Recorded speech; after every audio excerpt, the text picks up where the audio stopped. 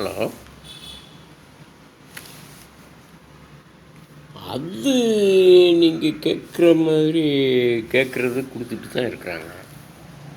எந்த எந்த விதத்துலேயுமே அது தாழ்வு மனப்பான்மை இல்லை. எங்கள் ஆட்க கொடுத்துட்டு தான் இருங்க வெள்ள நிவாரண நிதிக்கு. ஆமாம், நிதி கொடுத்துக்கிட்டு தான் இருக்காங்க. உதவி பண்ணிக்கிட்டு தான் இருக்கிறாங்க. ஆமாம்.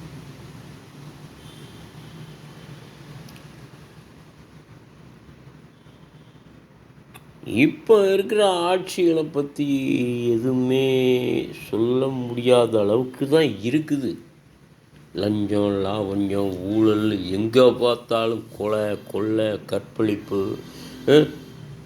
இந்த மழையால் பாதிக்கப்பட்ட எந்த பிரச்சனையிலையுமே அரசு தலையிடாத அரசு மக்கள் பிரச்சனையில் எங்கே தலையிட போகுது சொல்லுங்கள் பார்க்கலாம். மக்களுக்கு ஏகப்பட்ட பிரச்சனைகள் இருக்குது. தொழிலாளர்கள் பிரச்சனை ஒரு பக்கம், எங்கே பார்த்தாலும் தொழிலாளர்கள் பிரச்சனை.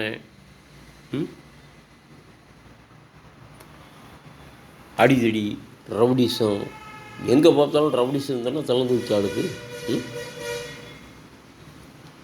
அந்த ரவுடிசத்தை ஒழிக்க முடியுதா இந்த ஆட்சினால? மக்கள் கஷ்டத்தை எங்கே போகிறாங்க? எல்லா நலிவடைந்த தொழில்கள் ஊக்குவிக்கிறதுக்கு கவர்மெண்ட்னால முடியலை. ஃபாரினில் போய் இருந்து அங்கே தொழிலாளர்களை கூட்டு வந்து தொழில் தொடங்குகின்ற ஓனர்களை கூட்டு வந்து இங்கே தொழில் தொடங்குறதுக்காக கூட்டு வர்றாங்களாம் முதலாளிகளை, ஓனர்களை, தொழிலதிபர்களை. ஏன் தமிழ்நாட்டில் தொழிலதிபர்கள் இல்லையா? ஏன் இங்கே இருக்கிற தொழிலாளர்களை, நலிவடைந்த தொழில்களை ஊக்குவிக்க வேண்டியதானே? ஏன் ஊக்குவிக்க முடியாத அரசு ஒரு அரசா இது?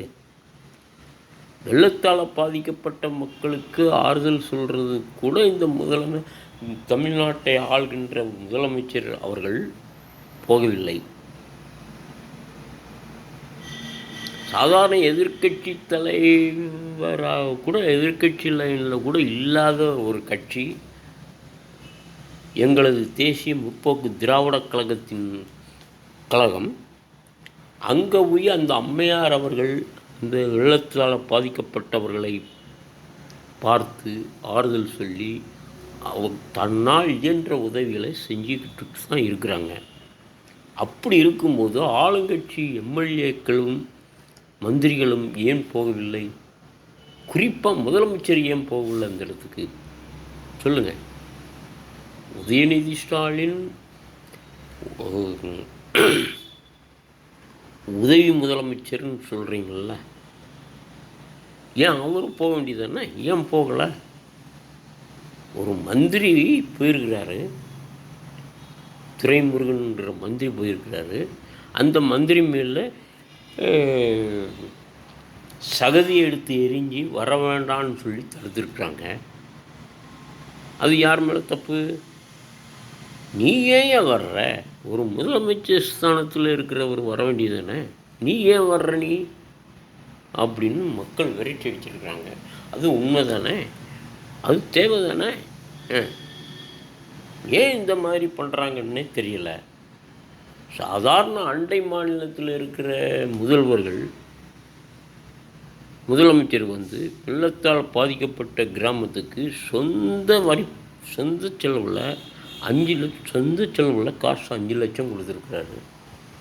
ஏன் நம்ம முதல்வர்கள் 5 லட்சமாவது 2 லட்சமாவது கொடுத்துருக்காங்களா? இல்லையே. கள்ளச்சாராயம் குடித்து செத்தவங்களுக்கு 15 லட்சம் நிதி உதவி கொடுத்தீங்களே. வெள்ளத்தால் பாதிக்கப்பட்ட மக்கள், எத்தனையோ மக்கள் வெள்ளத்தினால் அடிச்சிட்டு போயிடுறாங்க, வீடுகளை இழந்து நிற்கிறாங்க, தப்பிச்சு நிற்கிறாங்க. அவங்களுக்கு ஏதாவது உதவி பண்ணியிருக்கீங்களா? உதவி பண்ணியிருக்கிறீங்களா? என்ன பொய்யை எட்டி பார்க்கலையே, அப்புறம் என்ன உதவி பண்ண போகிறீங்க? உதவி பண்ணுறவங்கள நீங்கள் அடுத்து வர்ற எலெக்ஷனுக்கு காக்கா பிடிக்கிறாங்க அப்படிங்கிறீங்க. நீங்கள் சும்மா வாய் சொல்லி ஏமாற்றி மக்களை முட்டாளாகி நீங்களே 2 பேரும் ஆட்சியில் இருக்குன்னு விரும்புகிறீங்க. 3வது மனுஷனா ஆட்சியில் கட்டிலில் ஏற்றுறீங்களா? இல்லை. மக்கள் மேலே பழிய போடுறீங்க. என்னையா நடக்குது நாட்டில்? ஆட்சி நடக்குதா? மக்களாட்சின்னு சொல்கிறீங்களே, மக்கள் வெள்ளத்தால் பாதிக்கப்பட்ட மக்கள் எத்தனை கோடி, இத்தனை மக்கள் அவதிப்படுறாங்க. அவங்களுக்கு ஏதாவது உதவி செஞ்சுருக்கிறீங்களா? எங்கள் அம்மையார் அவர்கள் உதவி செஞ்சதுனால ஆளுங்கட்சிக்காரங்க இப்போ ஓடி ஓடி உதவி செய்கிறதுக்கு முன் வர்றாங்க இல்லையா? இதுக்கு முன்னால் செய்ய வேண்டியதானே? ஏன் செய்யலை? என்னையா நடக்குது நாட்டில்? எதுக்கு எடுத்தாலும் foreign foreign foreign foreign foreign. என்ன ஃபாரினில் என்ன இருக்குது? தமிழ்நாட்டில் இருக்கிற விவசாயிகளை வாழ வைங்கய்யா. எங்கே பார்த்தாலும் விலைவாசிகள் அதிகமாகுது, கூடுது. அரிசி விலை கூடுது, ரேஷன் அரிசி கிடையாது. ரேஷன் கடையில் அரிசி இருந்தால் மண்ணெண்ணெய் இல்லை, மண்ணெண்ணெய் இருந்தால் உளுந்தம்பருப்பு இல்லை. ஏன் இந்த மாதிரி நிலைமை? விவசாயிகளை வாழ வைங்க, நடுத்தர வர்க்கத்தை வாழ வைங்க.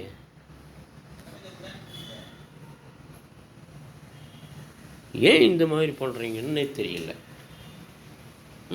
சொல்லுங்கள் பார்க்கலாம். ஒரு நாட்டு மக்களை பற்றி சிந்திக்காத முதல்வர் இந்த நாட்டுக்கு தேவையா? அதுவும் துணை முதல்வர். அது என்ன முதல்வர்? அவர் பேசுகிறது அவருக்கே புரியாத நிலைமையில் இருக்கும். அவர் தமிழக முதல்வர், வருங்கால முதல்வர். நேற்று பெஞ்ச மழையில் இன்றைக்கி முளைச்ச காலம் வந்துக்கிட்டு இங்கே கேப்டன் பாட்டை போட்டுக்கிட்டு அசைச்சிக்கிட்டு இருக்கிறாரு. 2026 நான் தான் முதலமைச்சர்னு சொல்லி கங்கணம் கட்டிக்கிட்டு இருக்காரு. ஏன்? விஜய் தமிழக வெற்றி கழகமா?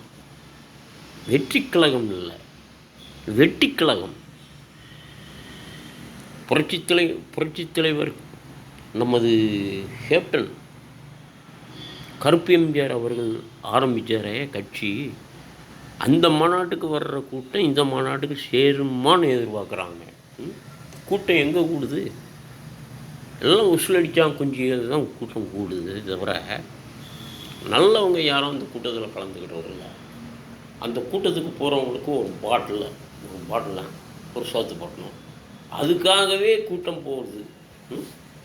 அப்படி இருக்கிற சூழ்நிலையில் எங்கள் கேப்டனுக்கு நிகர் கேப்டன் தான். இங்கே கேப்டனை பற்றி நீங்கள் பேசுகிறதுக்கு உங்களுக்கு அருகதையே இல்லை, தகுதியே இல்லை.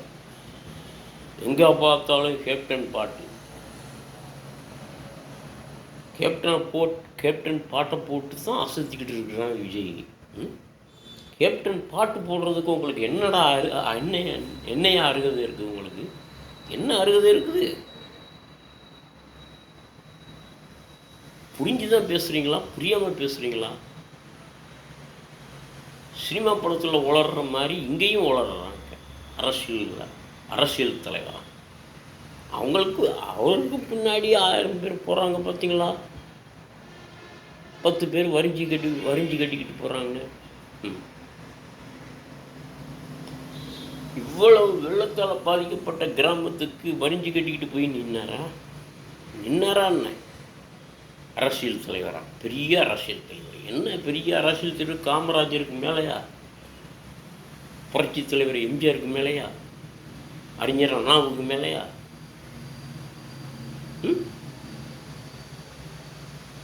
இங்கே கேப்டனுக்கு மேலேயா?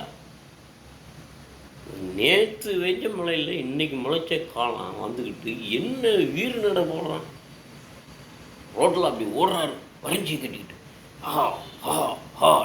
அது ஒரு தலைவரா? அப்படி ஓடுவாரா? ஓட முடியுமா ஒரு தலைவர்? ஓடி இருக்காரா? எந்த தலைவரையாவது பார்த்துருக்கீங்களா? பெரிய கர்ம வீரர் காமராஜர் வழியில் வந்தவராக இல்லை கேட்குறேன். அவர் பேரை சொல்கிறதுக்கே அருகதை இல்லை. மூத்த தலைவர்கள் பேரை சொல்கிறதுக்கே உங்களுக்கு அருகதை இல்லை. காமராஜர் பேர், புரட்சி தலைவர் எம்ஜிஆர் பேர், அறிஞர் அண்ணா பேர், இவங்க பேரை சொல்கிறதுக்கே அருகதை அற்றவர்கள் இவர்கள். அப்படிப்பட்டவங்க கட்சி ஆரம்பித்து கட்சியில் மாநாடு கூட்டி மாநாட்டில் கூட்டத்தை சேர்க்குறவங்க.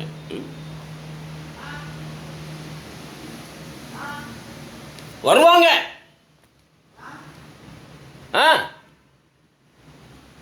என்ன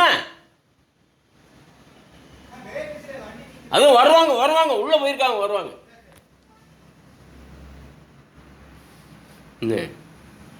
என்ன ஏன் பண்ணுறாங்க நாட்டில்? என்னதான் ஒன்றுமே புரியல.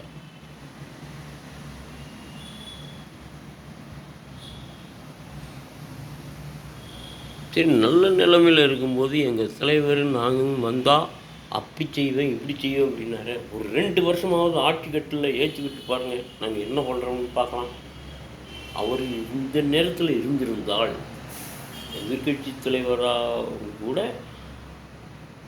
ஆளுங்கட்சி இல்லை எதிர்கட்சியும் இல்லை, சாதாரண தலைவராக இருந்தாலும் கூட இப்போதைக்கு இந்த வெள்ளத்தால் பாதிக்கப்பட்ட கிராமத்துக்கு வரிஞ்சியை கட்டிக்கிட்டு தண்ணியில் இறங்கி பார்வையிடுவார். முதலமைச்சர் பார்வையிட்டாரா? இல்லை. வண்டியிலையும் போனாரா? இல்லை. தண்ணி இல்லாத இடத்துல நின்றுக்கிட்டு பார்வையிட்டுறாரு. எங்கள் தலைவராக இருந்தால் அந்த மாதிரி இருப்பாரா? இல்லை கேட்குறேன். வரிஞ்சி கட்டிக்கிட்டு இறங்க தண்ணியில். அப்படிப்பட்ட புண்ணியவான் தலைவரை இழந்து போய் தமிழ்நாடு தவிக்குது. முதலமைச்சர் ஸ்தானத்தில் எடுத்து வச்சு வேடிக்கை பார்க்கணும், அழகு பார்க்கணும். மக்கள் திருந்தணும். இந்த 2026 இனிமாவது திருந்துங்க, திரிந்து ஓட்டு போடுங்க. சரிங்களா? யாருமே எங்கே பார்த்தாலும் ரவுடிசம் குறையல. எங்கே குறைஞ்சிருக்கு ரவுடிசம்? கொலை, கொள்ளை, கற்பழிப்பு எங்கே பார்த்தாலும் அதுதானே இருக்குது.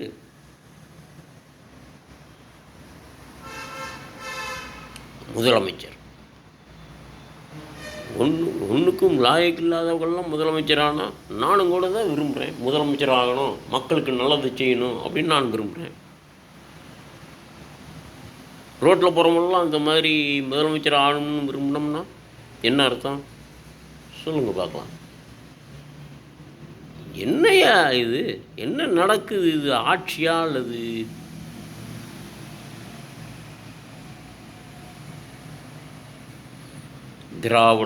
திராவிட கழகங்கள் என்னைக்கு இந்த நாட்டில் காலடி எடுத்து வச்சதோ அன்னைக்கே சின்ன பிடமாச்சு நாடு தமிழ்நாடு.